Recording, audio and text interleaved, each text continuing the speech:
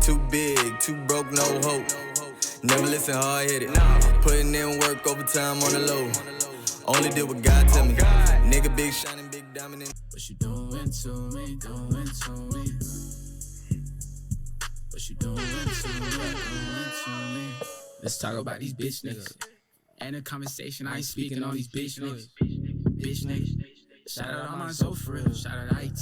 Serving out the pints, sell that juice up in these streets. Love in the sea, my life really a movie. I be on the scene, my girl she legit. Got her own stick, she a gangster little bitch, yeah I fuck with you. See the spot too lit, I'm just trying to party. I ain't worried about tomorrow, I'm just trying to party. See me catch a That's another thing we got in common. Yeah. Amazing too.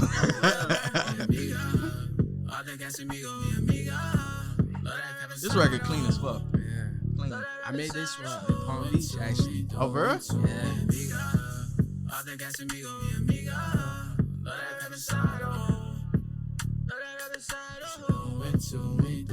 To me.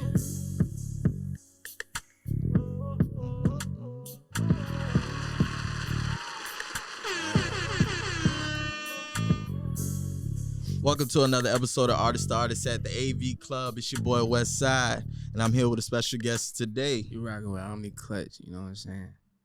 All right. How you living, my boy? Shit, I'm vibing. Man, I see you been active. Too active. Can't even keep up with shit, bro. I'm like, when this man sleep? Don't. I just wake up. Man, I just seen it earlier. I'm like, man, this man was with Ray J, Suki. Ray J, Suki. You were just in Tampa on Monday. Yeah, they had performing. Had a show out there, yeah. Okay, all right. How did that go? How it was in Tampa? There was a lot of people out there. Every time we go to Tampa, it's always a vibe.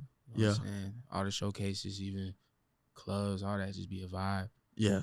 So many good, pretty girls out there too. Yeah, most definitely. Man. Shout out to Florida. You know it's finna be crazy. That spring break coming up, so it's finna be crazy up there and down here. Yeah, I'm waiting on that one too. Yeah. So let's jump right in. So exactly where does music start for you? I'd say music started for me, I started listening to it really. Yeah. When I started listening to it and I seen, you know, the bigger artists doing it, I was like, dang, I kind of want to do that too. Yeah. Chris Brown, Michael Jackson doing the moonwalk and shit. I'm like, dang, I can't dance like that. But the music was just always I was always attracted to it. Growing up, it was Alicia Keys, the gospel music, Lil Wayne, Drake. But I had to do that on the side because my mom ain't even play that. Oh, so you had a straight Haitian mom. Straight. She ain't playing the radio. Yeah, even if she heard, because she knew the songs. So if she heard me rapping it, she'd be like, how you know that? And I'd be like, damn. Yeah, kind of Yeah. So who would you give credit to as far as putting music in your life? How were you coming across these songs? Because obviously mine wasn't having it. So who put you on the music? I would say my mom did. She did with certain artists like Alicia Keys, Michael Jackson, certain gospel songs, even country songs. I don't know the name of them, but if I were to hear it, I would know it. But growing up, I would listen. I would hear my friends listening to it, and I would, get onto it like that. Or, when I started to make it myself, it was my friends were recording. Yeah. And then they would be like, all right, now your turn. I'd be like, what the fuck? Me and my turn. I ain't trying to do that. It took me a good, maybe a few tries before I was just okay, I'll try it. Yeah. But them boys put me onto it too for real, recording and stuff. Yeah. Yeah. So how old you were when you made your first song, recorded your first song? I gotta say I was maybe 19 or 20. 19 or 20. And I did it for a couple years before I even started putting it out. I was just doing it because fuck it. It's something to do. Yeah, everybody getting drunk. We used to throw house parties all the time. We used to throw house parties, crazy house parties where cars were getting taken. Yeah. Because people just leaving their keys and shit around, thinking, oh, yeah, my car keys going to be straight right there. Nah. Come on, bro. Even if I see some keys, I'm when I was younger, not now. But when I was younger, let me see what this look like in the inside. Let me go in the parking lot and beep, beep, beep. See which one ring. So would y'all record at these house parties? Yeah, we would record at the house parties, and the girls loved them. Like, pull up, oh, you're a rapper? Yeah, all that. But we would just record at them. I performed at one on some just bullshit. Yeah. Do it, and it was cool. Yeah, we used to record at them a lot. We would just be in the room, and you would hear the loud music from like inside when we're recording and stuff. But we was just recording like that for a little bit. Did y'all ever put any of those songs out, or Nah, it was just something to do? I have no idea where those songs are. I have no idea. Cause my boy, shout out Jug. Shout out to him. He would record, and you know, he was an engineer too. He still is an engineer. He can engineer, he could make music and all that. Okay. But you know, we was just doing it for fun. We still doing it for fun. But at the time, it's like we wasn't really like trying to put it out like that. So at what point did you realize like you wanted to like actually put music out for real, and not just like, you know, do it on the side or for fun? I think one day I just got up and I was just like, man, fuck this. I'm finna do it. And I just decided to. I think what really made me feel like I was doing it for real when I started doing like music videos. When I started doing like music videos, and I was like, shit kind of fun. Yeah. You feel me? Just, you know, getting models and, you know, picking locations, concepts, and, you know, getting cars and, you know, telling my friends, yo, pull up here type shit. Yeah. That was the fun part. It still is the fun part.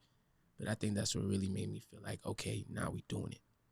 And the Instagram thing, the TikTok thing, and that's when I really felt like, okay, type thing. Okay.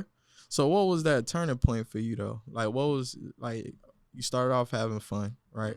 Then it went from having fun to, all right, let me orchestrate it, like do the videos and stuff. But what was that moment you would say, like, where you really started seeing like your dreams coming true, like as far as your music career? I would say at first it was more like, it was kind of just me and my friends. And then I started seeing like more people like believe in me. I think that's when it was like, okay, this person actually fuck with me for real. Yeah. You know what I'm saying? Because it ain't even where it need to be right now, and they fucking with me type shit. And I feel like that's the most genuine connections. So I think it was that, you know, just seeing other people rocking with emotion. Yeah. Okay. Oh, that make a lot of sense. Yeah. All right. So as far as like with your music, right? How would you describe your music? Like if you were putting somebody on your music and they say, okay, you're an artist, what type of music you make? Like, how would you describe your sound? I would say melodic, but I can get on anything for real. Like, I feel like I can get on any type of beat. But I do like to, you know, lean towards the melodic side because I feel like that's the funner side. I like to just get in front of the mic. You know, I be recording that with Slim. Shout out Slim. Shout out to him. Yeah. That boy is super lit. Like, Slim, let me get into it with Slim because with Slim, it's like when I first started recording, it was like, okay, I'm rapping and shit, but I really developed my sound with Slim. Like, he's my engineer. I record with other people, of course, but when I go over there, it's like every single time, every single song I like. You know what I'm saying? I'm going in there and I'm making 5 songs, and I'm leaving with 5 songs I like type shit. So it's like I really developed my song with him. So you were saying melodic. Melodic, but I can get on some shit and rap too. But I like the melodic side. Okay. Did you start off melodic, or was you just more so like trying to be the best? I think I started off more like wise, you know what I mean? More like a mumbling melodic. Like I didn't want to raise my voice in the studio and shit. And then I got more confident with the mic. Yeah. But at first it was more like a humming type of thing. Yeah. But now I exercise my vocals and I'm more like, you know, up front with the mic type of thing. Would you say that like before doing music you were more like to yourself, or was it more like did music help you break out a shell? Because I know, like, for example, like growing up in a Haitian household, my cousin and I noticed, like, even me sometimes I'll be in a shell in a sense, because you're going to school and, you know, they don't necessarily understand your life or what you going through and stuff like that. So you stay reserved most of the time. You know what I mean? So it's like music, I had my cousin come to one of my performances, and he was just like, man, I don't know how you do it. Like, just stand on stage in front of people and perform. And I'm just like, I'll be real, I don't even know. I just do it. Like, that's what I be telling people too. I just do it. Yeah. I don't really think about it too much. Sometimes I get butterflies. Like if I see there's a lot of people, maybe I might think about it a little bit. But for the most part, I shake it off. Even my first show, it was like, I wasn't really nervous or nothing. I feel like I've always been, you know, because I used to play football too. So I've always been used to people, you know, just looking at what I do type of thing, even though I had a helmet on and shit, but I was always used to a crowd of people. So what position you playing in football? I used to play running back. Ah, okay. Man, I used to be swole. I used to be like 180 pounds on some shit. Oh, I'm gonna show you some shit after this shit. You know, this shit, who you play for? I used to play for St. Lucia's. St. Lucia's, okay. Palm Beach, and then I transferred to Park Vista. Oh, okay. Yeah, I finished out over there. I started out at St. Lucia's, and I started out on some varsity shit. Like I never played freshman. Oh, you went straight to varsity? Straight to varsity on some shit. So, you know, I've always been used to being known because when I did that, it was like, oh shit, freshman on varsity. Yeah. People was hearing about me and shit. They was telling me about some shit.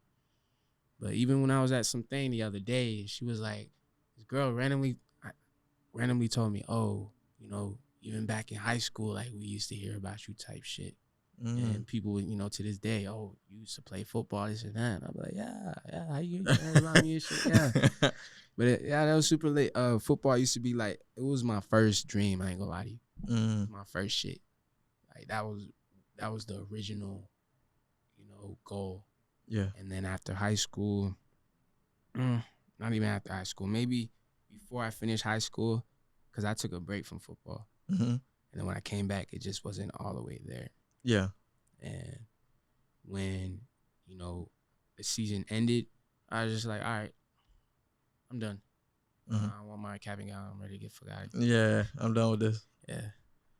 But then I found music maybe 2 years after I graduated, and I've been rocking with it since. Okay. So what made you take the break? I just felt like, you know, I had some situation going on with like my health type of thing. Oh. And the doctor was just like, you know, just take a break. Yeah. So I took the break. At first, I was fucked up by that break. I was mad as fuck. Yeah. You know what I'm saying? This was around summertime. Everybody going to training camp. And I'm at home eating Cheerios. You feel me? So I was pissed off about that. I ain't gonna lie. But then, you know, that time away, you know, sometimes it's good to take a time away from certain shit. Yeah. Because then you find other shit.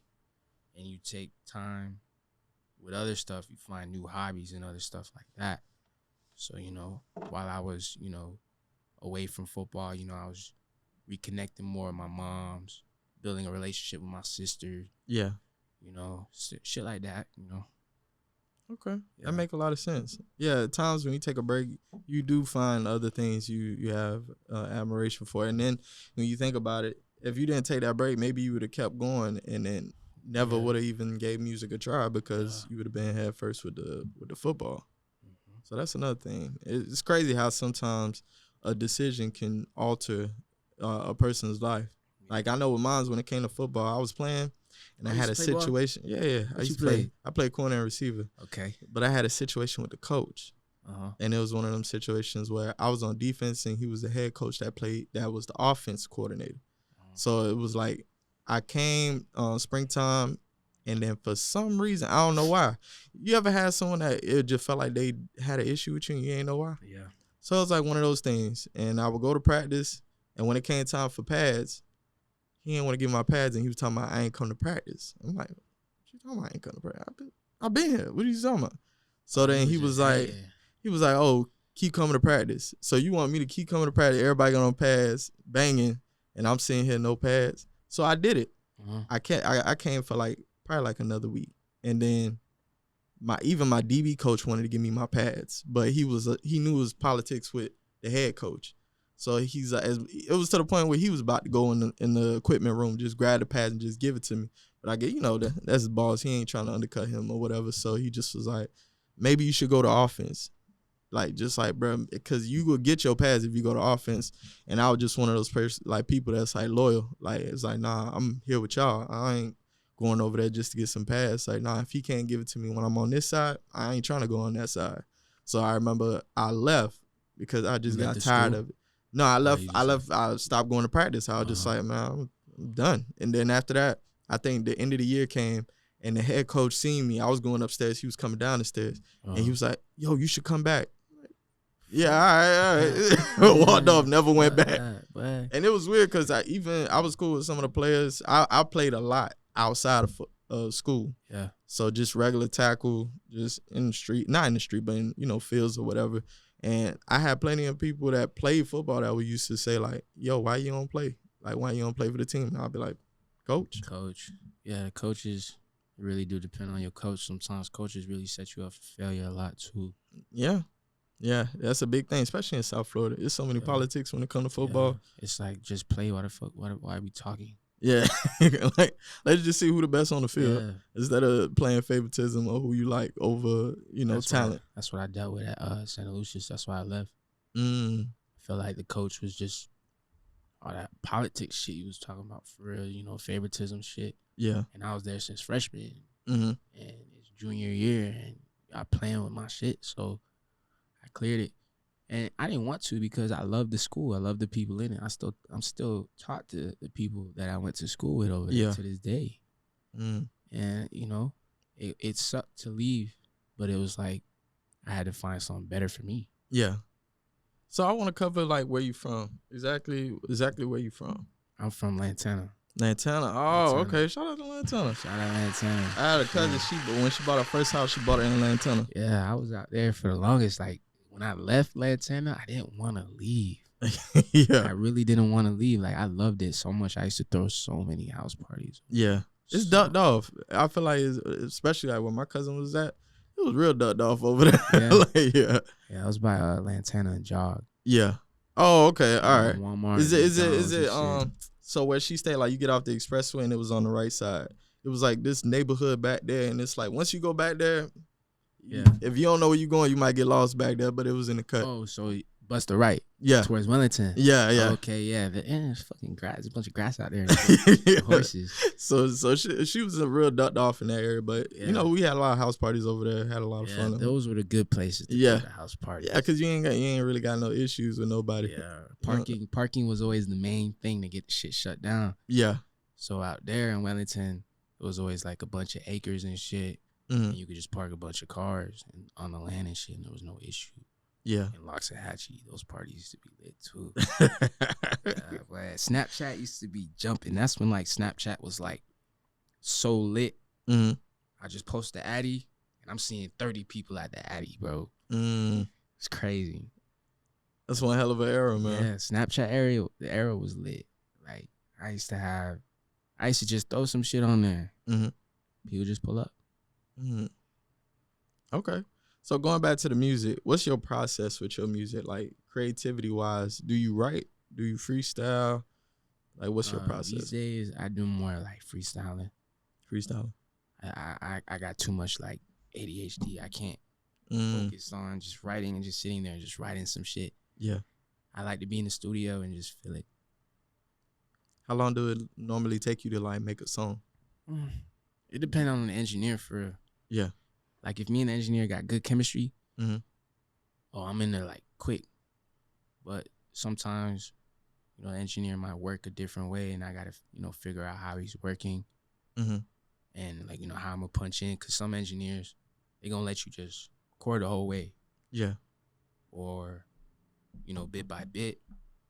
So sometimes I got to figure that out with Buddy, and then we'll just go from there. So you do like punching in? I like to punch in. Sometimes I'll go in and I'll find the melody, or the first take I'll just say stuff the whole time, and then the next take I'm like, all right, just boom, boom, boom. Let's punch this in. While I still have it in my head. Yeah. Yeah, punching in usually what I usually do. Punch in, or I might find like a melody and. When I hear the beat and I put it on voice memo on my phone, so when I get to the studio, I remember it. Okay, so you had a beat already before you even get in there. Okay. So as far as like melody, right? What's your process with that? Like, do you just try different sounds and then Because I know in the studio it may sound different than when you, Exactly. you know. That's why I usually just wait till I get there and I do it. But I just make sounds. That's all I really do. Yeah. Whatever sound lit with the beat, I'm like, okay, this sound lit. Let's go. Yeah. Yeah. But yeah, usually just make sounds for real. All it is for real, just making sounds and aligning lyrics with the sounds. Yeah, I seen who was it? What rapper is that? Rilo? Mm-hmm. I think Rilo. His recording style, like he'll go and just make sounds, and have the engineer run it and record it, and then he'll hear it back, and then like replace the sounds with words, and then until he fill out the whole song. And I was like, damn, I ain't never heard no process like that. That boy Rilo a monster. Yeah, that's completely different. Yeah, when I heard that, I was like, that's one of the things I like to ask people questions as far as their creativity process, because I would have never known that if he ain't never did that interview and said that. I wouldn't even known that was a style of recording. Like, I'm just gonna get on him, and then come back, because I mumble, but I don't mumble recording it.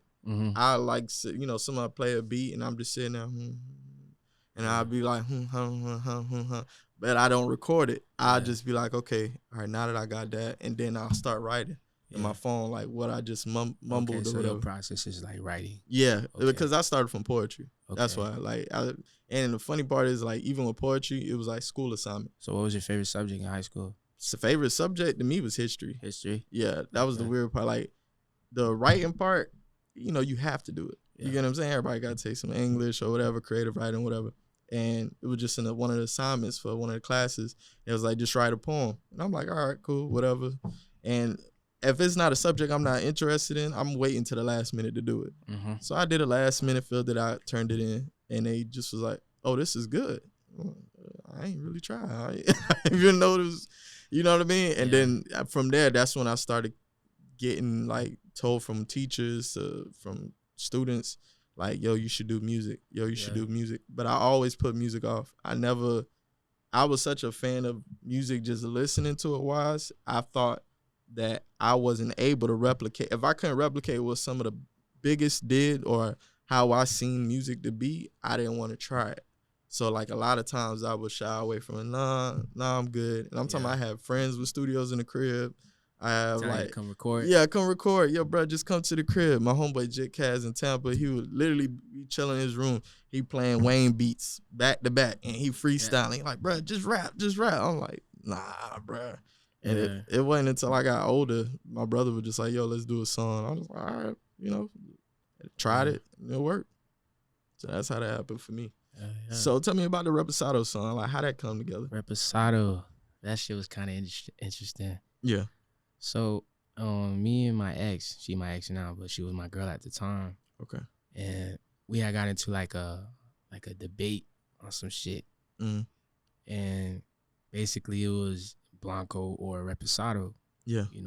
Blanco, for everyone listening, Blanco is the white tequila and Reposado is the brown tequila. And basically we had got into it, not like on some like, oh, fuck you, this and that. Just I was saying that Blanco was the more popular one. And she was saying that Reposado was the more popular one. And after that conversation, I just kept seeing Reposado.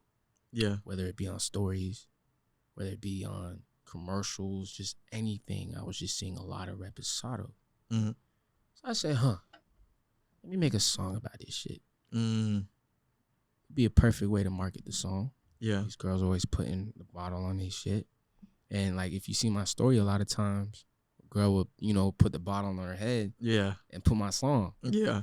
So, just like that really came about like that. And, she still jokes about it. She'll be like, when this song blow up, I'm gonna need a cut.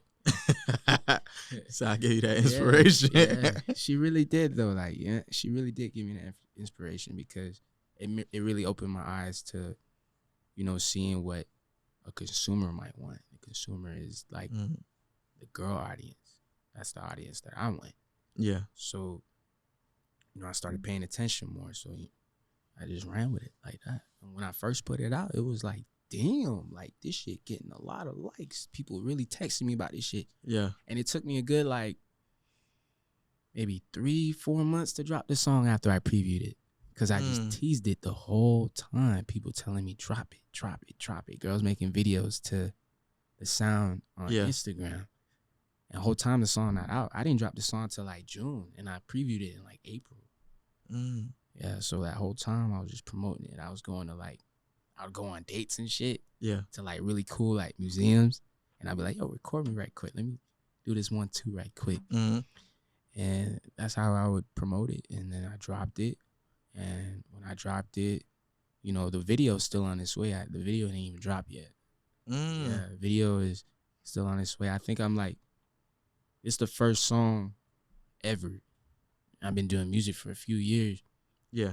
It's the first song ever, like, I'm actually, like, taking my time with it. I'm trying to, you know, make sure whatever I do with this song, whether it be a video, whether it be, like, something short, that I take time and figure out how I want to do it. Yeah. And, you know, when someone sees it, just want to, like, you know, take it with them type of thing. So you're being more strategic this time. Yeah. No, that make a lot of sense. Yeah. Shout out to you.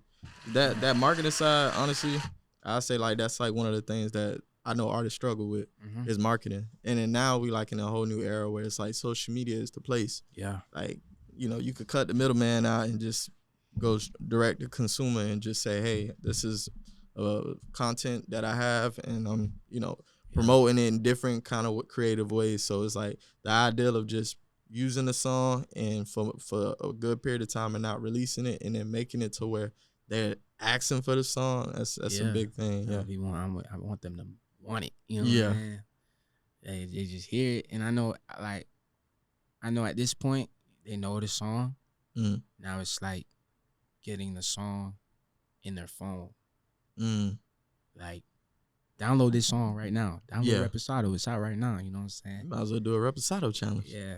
So that's what I got to do too. So it's like, you know, trying to figure all that out, you know, with my team as well. You know, shout out Vanna. Shout out. Yeah. Shout out Vanna. Big time.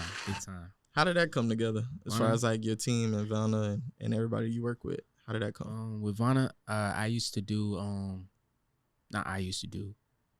do like these showcases. She still does them, but she had invited me. You know, she used to always invite me. You know, because I was in Palm Beach. Yeah. And, you know, she's in Miami. So she would just be like, pull up. She perform right quick. You know what I'm saying? So it was always love. Yeah. And then maybe 2 years ago, maybe 2 years, or something like that, a year or two, you know, we just decided to say, hey, let's just work together. You know, we locked in. Like, that's my manager for it. Like, if anyone needs something, they got to go through her type shit. Like, but yeah, that really just, you know, she seen me working, and it was just like, she liked the way I promote, you know, I market things. And it really, like, when I drop a song, I dissect it and I figure out, all right, which part of this song can I promote? Which part of this song can I, you know, market out to other people, to where it's like when they see me or when they see this product, when people see Reposado, they're going to think of me. Yeah. So stuff like that. So, you know, she likes that. You know, that's what she told me, like, you know, about my marketing and stuff. But, you know, we've been locked in since. We're going to be locked in forever. Shout out to that. Do you feel a world of a difference, like, as far as, like, working with a team compared to, like, before when you was doing it by yourself? Hell yeah. When I was doing it, excuse me, I was doing it by myself. It was really when I was in Palm Beach. And ain't too much going on. Yeah. Like we said. So when I left over there, I was in Broward for a few months. And, you know, when I moved to Broward, that's when I really seen, oh, shit. When I tell you, when I was in Palm Beach, it was hard to find a model. Yeah. Now I come down here, it's like, they're everywhere, yeah. Shout out all the models. Y'all beautiful. Shout out to them. Yeah. It's definitely the place for that. Yeah, in Miami, yeah, you can find a ton of models. Exactly. That is not hard to find. And the thing is, too, it's like, even though Palm Beach is like an hour and a half away, it's not too far from Miami, I'm seeing shit I've never seen before. Yeah, it's a world of a difference, man. It's a world of a difference. Wow. You could really get lost in the sauce out here, too. Yeah. There's a lot going on. Yeah. So it's like you got to keep the right people around you to make sure, like, you know where to go, where not to go. you know, just who to fuck with, who not to fuck with, shit like that. And that's another part that go back to my team because, you know, they're all from here or they know the area well. Yeah. They know people well. So, you know, they going to lace me up every time. They going to put me on game about everything. So I'm grateful for that too. Shout out to them. Hell yeah. Makes it easier to navigate. Hell yeah. So it's like coming, like growing up, I used to come down here because my grandma stayed in, well, she still staying in Little 80 to this day. So like growing up, I stayed in West Palm, and then like Christmas time, holidays, things like that, we will all come up and the family would come together down this way. So it's like a world of a difference, bro. Yeah. I know exactly what you mean. Yeah, Man. it is. I used to come to Miami too when I was little because my grandparents used to live out here. But I was never outside. Like every time I went to Miami, it was always I was inside or I was at the pool, just in some complex. Like, I don't even know where I was, you know. But that was like up until I was like maybe 5 or 6, and then they moved, and I didn't see Miami again until I was like, I don't know, till I was grown, like maybe 18, 19. Yeah. Yeah. I never went to Miami ever. If I went to Miami, it was like a vacation, even though it was an hour and a half away. That shit is crazy. I told one of my peoples that like the other day, I was like coming up here was like vacation for us. Yeah. So like back then, growing up, it was like pretty much Sam's Club, school, church. Yeah. That was pretty much it. And then you inside the house. Cause like growing up in a Haitian household, my auntie ain't trust nobody. Hell no. Like it wasn't no, hey, I'm gonna go outside and go down the street. Like, It was even a hassle to sleep over somebody's house. Exactly. To this day, like I never understood it at that time. Cause like I have friends that be like, yo, spend the night at my crib. And I'm like, you know, hey, you know, my friend want me to stay over there. No. Yeah. I'm just like, I'm like, damn, why I can't go over there? Like, you seen him, you know him, you know his parents. No, you're not going over there. I'm like, all right, okay. And I had to tell him, like, nah. Even like when it come to like spending the night like with family and stuff, it's like you gotta tell your cousin, hey, go ask for me. Like, you know what I'm saying? If you could ask for me, she'll say yeah to you. She gonna say no to me. Exactly. Yeah. And then even back then, it was like it wasn't that much in West Palm, honestly. Like growing up, all I knew was Water Rapids. Like, you know what I mean? Lion Country Safari. Yeah, that was pretty much it. And then other than that, everything else was down this way. So we would always come up this way. And then even now, I got like people's down that way that'll come up here to like go to events and stuff like that. Yeah. Yeah. I mean, I went up there for the 50 Cent concert. That was the last time I went up there for something outside of family. Sunfest? I think Amphitheater. Yeah. I think that's Sunfest. Yeah. Yeah. Florida Fairgrounds. Yeah, that one. Yeah. Yeah, I went to that one. And then I saw 50. I saw 50 there and I saw Wiz there like a couple years back as far as like going out there. But most of the stuff is done this way. But it's just crazy. Like when a lot of people don't realize that. Like when they hear Florida, they just say Miami. Yeah, they just consider all this Miami. They do. But they don't understand. Like literally, it's a difference between Palm Beach, a difference between Broward, and it's a difference between Miami. People don't understand that. I be telling them I'm from Palm Beach. They be like, Miami? Yeah. No, that's not Miami. I specifically said Palm Beach. Yeah. That's where I'm from. A lot of people, even like, and it's crazy because I didn't know it was like that for a lot of people until I moved up this way and started making friends. And a lot of them has never been outside of a certain area. You know what I mean? So like when I say West Palm, they might never been to West Palm. They heard of it. They know they might have a cousin of it, but they ain't never been. You know what I'm saying? Or I got homies in Miami that never left Miami until they was grown. That was the first time they left out of Miami and came to Broward. And I'm just like, damn. I actually know some people that way. I was in Hialeah and I met some people out there. And it was telling me all they knew was Hialeah. That is it. Yep. I'm like, that right there. Hialeah. She said, I go from Wynwood from time to time, but Hialeah, that's all she knew. That's it. All they knew. And I was just like, you know, there's a whole bunch of other stuff out it's here. It's a whole world out there. Yeah. What the fuck you staying in Hialeah for? Florida that big though. Yeah, I say that. I big. say Florida is huge. So I guess in some cases you can kind of get caught up in your area because there's so much going on. So you could just be wrapped up in this little area and never think to really go elsewhere. But there's a lot more going on out here. I was kind of like that when I was in Palm Beach. Like, the only places I would go to was, you know, the area I was in. I go to Wellington from time to time, maybe Boynton.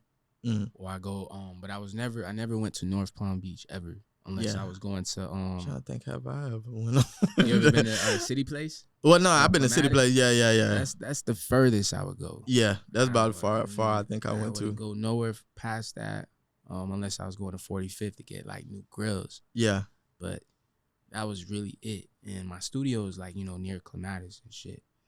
But that was the only time I was going over there, and I wasn't really going to City Place until I really like became of like drinking age for real. City Place was like they're changing it. You seen it recently?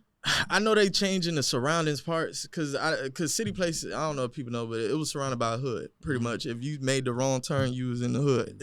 A lot of people they walking with their drinks to that turn and say, "Oh hell no!" I had to turn back around. The City Place was one of the real infamous, especially when I was growing up, because that Gangsters and Thugs DVD tape came out, and then everybody was passing that around, and it was pretty much like all the fights going on in West Palm, and a lot of them fights took place right in City Place. Yeah. They would just randomly just swing on people. Like it was crazy as hell. A lot of club scenes too, a lot of performances in the videos. But Gangsters and Thugs, like that video, them damn dogs, like that was probably the biggest thing I knew out of Palm Beach at that time was that DVD, because that DVD spread like wildfire. A lot of people in different areas found them DVDs and heard of it. I got homies in Miami that when they come to West Palm, that's all they know. They just know that DVD because they seen them when they was growing up or some junk, and they like. Yeah, that's it. And also it's like, I think now it's probably like the most, I would say, artist wise, popularity coming out of West Palm. Yeah. I think now I would say, because back then, of course, we had like a couple of artists, Van Dam. There was another dude I used to listen to. He had that song Panther. This was like long time ago, but. Now it's like I'm starting to see more acts coming out of West Palm, and so shout out to West Palm. Yeah, Palm Beach super lit. They got Soulja Kid, yeah, that was like probably like the biggest one I've seen so far out of West Palm. There was Jay Osama too. Oh yeah, I be forgetting he was from West Palm. Super lit. Yeah, I be forgetting he from West Palm. Rest in peace to him. Yeah, shout out to him. That boy super lit. Yeah. It's a very quiet place in a sense. It's a quiet place, but there's motion. Yeah, it's a lot of shit going on. There's a lot of shit going on. So tell me, what's some of the stuff that you're working on right now? I know you're working on a video for Reposado. What's some of the other songs or now, any projects in the works? I would say right now it's like I got a few features that I'm gonna put out soon. Yeah. With other artists like Full Trip. Mm. I got another song with 10K coming soon. BC Naps. Okay. So all that is gonna be put out soon. Right now it's like I'm working on putting other stuff out, but in the process I'm still pushing Reposado. So while I'm promoting all the other shit, I still got that cup of Reposado in my hand. That's like metaphor. Yeah. So I keep that in my head. I'm still promoting it. I just got off the phone with another videographer. I'm finna do some shit with Reposado where they took the lyrics, but it's a different beat type shit, and that shit sounds super lit. So we finna promote that too. It's just like a bunch of promotion going on. Really, it's just promotion. I do have a project in the works, but I don't think I'm dropping it anytime soon. No, do it just like how you did Reposado. Yeah, like I'm strategically, just doing a lot of shit. Yeah.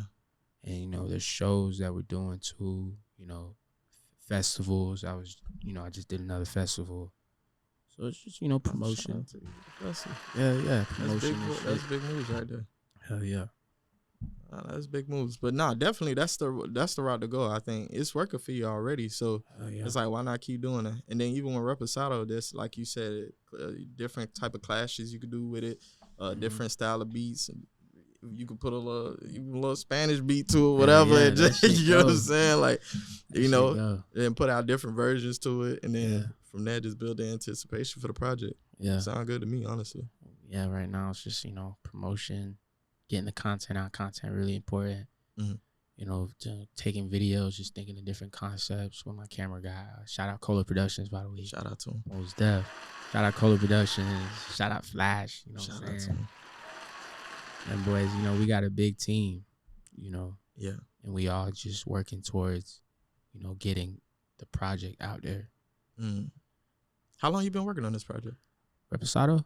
No, the project. I would say since I dropped the last one. I dropped the last one in 2022, 22. And, since then, I didn't have another project in mind. Yeah. But it's like, since then I've been making songs. Like, I got a lot of songs. But right now I'm focusing on what I can market. Yeah. What I can get out there and it promote itself while I try to promote it too. Type of thing. So as far as like with the project, right? Because it's now going on 2 years. Has the project changed with time? Like have you like subbed out songs and like, oh, this make more sense? I don't even have the order of the songs or anything. But that through since the last time I dropped something, some of the songs ain't even, what the process is like, it just got to be marketable to me. I feel like, I could just drop some shit where I'm just talking shit, but I don't know. I just feel like it wouldn't go how I want it to. I want to, market some shit, build that niche. Right now, I'm building a niche. So when I build that niche, and now when I drop some shit when I'm just talking shit, it'll go. That's what right now, it's like I want to build that niche and, connect with people that fuck with me, see what they want, but not focus too much on what they want, because at the end of the day, it's me painting the picture. Okay. So I see. All right. So building a niche is the focal point as far as this new project.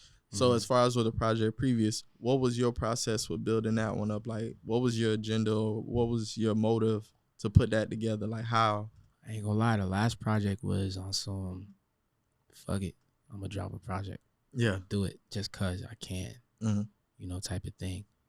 I was recording, some songs with Slim, and some other producers too. And I was just like, I got all these songs. Let's just make a tape out of it. A little tape out of it. Color Productions, he did the cover art. It's like a big ass shark underneath. Yeah. And I'm on the island. And, I dropped like a versatile type of tracks. Like the first track didn't sound like the third track. And really, I think what I really did that was to see where the most listens was coming from, so I can try and target that type of thing. Yeah. So yeah. Okay. Yeah. The Deep End is the name of that project, by the way. It's streaming on all platforms still. Okay. All right. Anything else that we could look forward coming from you? I would just say expect to see me on the scene a lot more, for real. Even though I really do be on the scene. Yeah, bro, you everywhere, dog. Like, that's what I'm. Yeah, I gotta follow this man. This man be everywhere. You never know who you gonna see on his story. Everywhere, for real. It's just like, it's been fun. It's really been fun. I feel like if it wasn't fun, I wouldn't want to do it. I don't really like the whole politics type of shit that come with all of it, but I know it's necessary. But, that's what I have a team for, to, keep me focused on that as well. When it comes to, doing, shows, features, and just anything with paperwork, just anything, when it comes to that, I'm glad that, grateful to have a team for it. Yeah. But it's been fun. It's really been fun. I really like being on the scene, meeting new people. I've gained a lot of friends, like real friendships since I moved down here. Because really, when I moved down here, I didn't know. I knew maybe one or a couple people in Miami. Now I know a lot more. But, that's the great part about it, too, because, like you said, you never know who I'm going to see on my story. But it's like, I like the genuine vibes when I meet new people too, type shit. Yeah. So that's really been a pleasure for me as well. That's just like the process, the road. Because before it was like I was in Palm Beach and I kind of, it's small. Just like Miami's small, Palm Beach is small. And, I kind of knew everybody over there. And with that, it's like when people know you and they knew like what you used to do before what you're doing now, majority of the time, I feel like they don't accept it. Yeah. So, you know, all the people, they know me as the football player. Now he want to rap. You know what I'm saying? And So, it'd be hard for them to separate the two. Yeah. But I'm not saying everybody over there is doing that, but I feel like that's how it was at first. And then I think when time goes by, they're like, oh shit, he really doing it for real. Yeah. He really down here doing it for real. He really around the right people for real. Mm-hmm. You know, that's when they started believing you. So would you say that's one of the obstacles you faced when it came to doing music? Hell yeah. Because that's one of the biggest things I'll say. Like when you start doing music, is getting the people around you to believe that you can actually do music. With me, when I first started music, I had really high hopes, like really high, like, oh, they gonna fuck with me. Mm-hmm. You know what I'm saying? They rock with me in general. They gonna fuck with me. And then when I started doing it, I was like, damn, they not fucking with me. Mm. And it was just like, when it come to like support, I lost a lot of friends behind the music shit. Not on something because they didn't want to support me. It was more like they just fell off. Mm-hmm. While I kept going, it was more like, I started seeing less of them. Yeah. When it came to, going to shows, even going out, even just hanging out on a regular day, I just started seeing less and less of certain people. And, I just took that as they wasn't really rocking with the vision. Yeah. And that was cool. I actually appreciate that more than you just staying and faking a vibe. Yeah, faking the funk. Yeah. Like you really rock with me or you really believe in me and what I'm doing. And the whole time it's just like. Exactly. Yeah. 9 times out of 10, they walking off and saying something behind your back anyways. Exactly. So it's better that they fall off. Exactly. You know what I mean? Exactly. I prefer that 100% every single time. Yeah. Keep the positive energy around you. People that believe in you, see the vision. Exactly. Keep it positive around me and just keep it real. You're not fucking with me, we don't gotta fuck with each other, bro. Yeah. Or, you know what I'm saying? It's really just like that. We don't gotta fake a vibe. I don't gotta dap you up when I see you. You know what I'm saying? It's like we keep it cool and not be that. We don't gotta fake shit. And I feel like there is a lot of fake shit going on. There's a lot of fake shit going on. But, I just gotta keep it real with myself and whoever around me, and the fake shit gonna fall off every time. Yeah. Honestly, what the vibe I get from you, you're a genuine person. I gotta be. Yeah. As long as you stick to that, you're gonna be good. Yeah. People that's genuine, they're gonna gravitate to you. The ones that's not, you're gonna be able to tell from a mile away, like, he ain't the one. Yeah. That's the whole genuine shit. That's what I love about this shit, really, because just meeting new people, and they just fuck with you off rip. You know what I'm saying? Or I might go somewhere, and someone would be like, I seen you on TikTok, like I already knew who you was, type shit. And they would be like, oh, I thought you was like this, I thought you was, stuck up, this and that. And then we get to talking, it's like, okay, we cool. You know what I'm saying? Type shit. So, the whole first impression thing, not even first impression, like judging the book by its cover. By its cover before they even get to meet you. And then they're like, oh shit, cool. Or even me with them, like I'll see someone that I've seen before, and I'm like, I ain't gonna lie, I thought you was a bitch. Yeah. ain't gonna lie. You feel me? Yeah. And then she be like, no, I'm listening, I'm nice. But that'd be the cool part, just really getting to know people and, just, learning them and creating a vibe, memories, all that.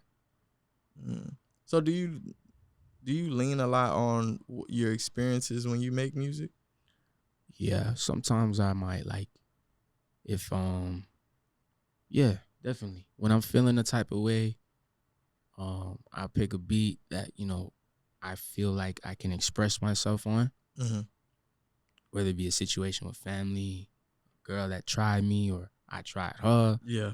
Just any type of situation I feel like I got to speak on, or I feel like if a girl size me on some shit sometimes, or anything, any situation, I feel like, damn, I got to say something.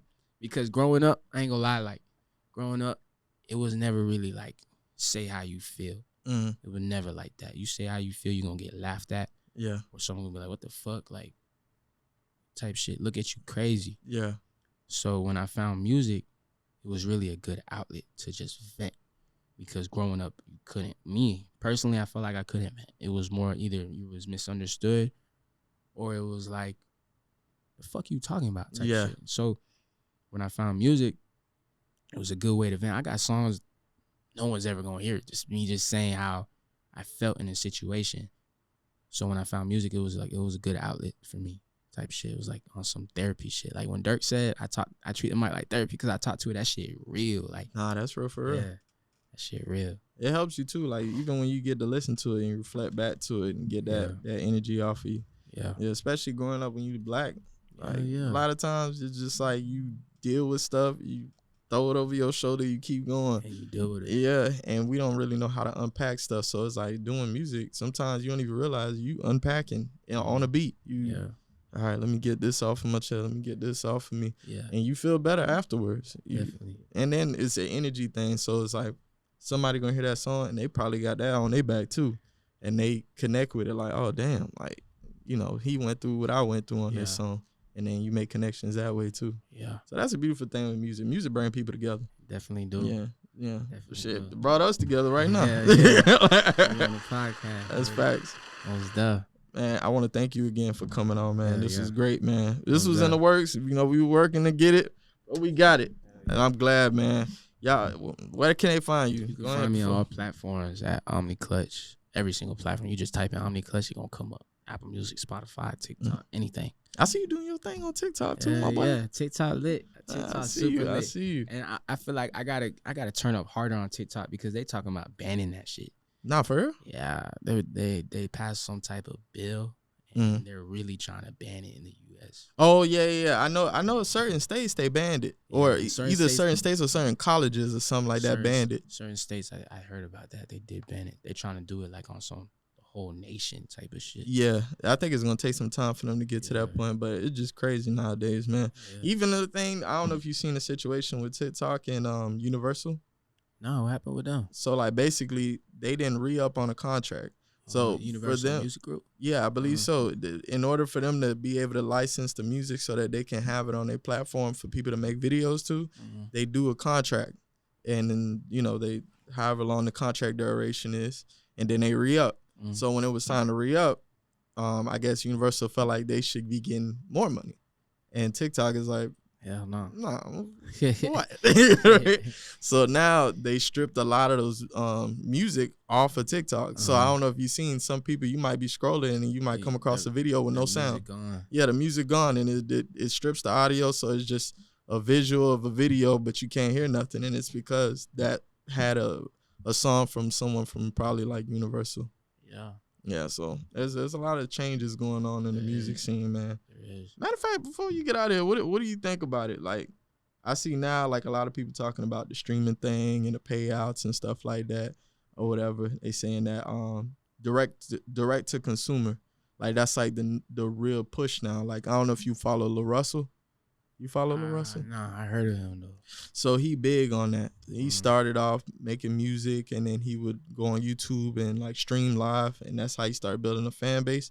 And he performs out of the backyard of his, I think it's like his old boy and old girl crib or whatever. And now he's selling directly to his audience, not like through DSPs. Like you can buy it from here. On a platform, and which of course the splits is way better when you going directly through something like because you buying it directly from him. So if it's $10, you know, whatever the company that having it available for it to purchase, they get their little fee, and then he gets the rest of it. So like, is that something that you could see yourself pushing? Like, you know, now I see a lot of people doing merch. You know, they doing different kind of creative ways to like I'm trying to, you know, I'm working on some merch right now as we speak. That shit gonna be hard. Like, I already got the logo and all that. Yeah. I got some shit going on with the merch. I've been also thinking of other ways I can get, you know, product out to my consumers besides music. Yeah. But yeah, merch is definitely one of the ones in the works. Yeah. I seen that was one of the big push. I seen Travis did it, Nicki did it. Yeah. With their album sales, they sell it with some product, like some merch, some sweaters, some hoodies, and then the sales just went crazy from there. Type of thing. Yeah, no, that's definitely a good look. And you start that merch, man, just let me know, man. You know what I'm saying? I'll put it on for the camera, you feel me? Get you a little commercial right on the video. I got you. But thank you again for coming on A2A. Y'all follow him on all DSPs. on all platforms. Hit that notification bell on YouTube. So anytime he drops, especially with that Reposado, when that video drop, you're going to get notified as soon as it drop. And you can catch it and comment, like, subscribe. Follow A2A.podcast. Follow the AV Club Studios on Instagram. If you want to start your own podcast, go ahead, come and hit the AV Club up. We'll go ahead and set you up. We got great rates, great equipment, as you can see. Yeah.